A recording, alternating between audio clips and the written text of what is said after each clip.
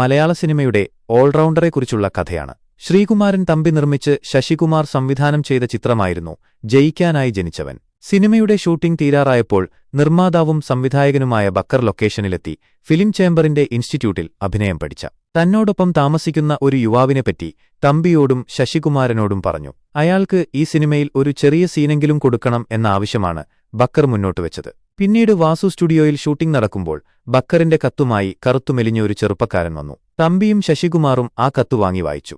എന്നാൽ അതിനു മുൻപ് തന്നെ ഈ ചെറുപ്പക്കാരനെ സിനിമയിൽ വേണ്ട എന്ന് ശശികുമാർ ഉറപ്പിച്ചിരുന്നു. ശശികുമാറിന്റെ അഭിപ്രായത്തിൽ സിനിമയിൽ അഭിനയിക്കണമെങ്കിൽ വെളുത്ത നിറവും സാമാന്യം സൗന്ദര്യവും വേണം. എന്നാൽ ശ്രീകുമാരൻ തമ്പി ബക്കറിന് കൊടുത്ത വാക്കിന്റെ പുറത്ത് ആ ചെറുപ്പക്കാരന് ഒരു സീനെങ്കിലും കൊടുത്തേ പറ്റൂ എന്ന് ശാഠ്യം പിടിച്ചു. തമ്പിയുടെ നിർബന്ധത്തിന് ഒടുവിൽ ശശികുമാർ വഴങ്ങി. സിനിമയുടെ ക്ലൈമാക്സിൽ വരുന്ന ആലവട്ടം വെൺചാമരം ആടിവായോ എന്ന ഗാനം പാടുന്ന ഗായകനായി ആ യുവാവ് അഭിനയിച്ചു.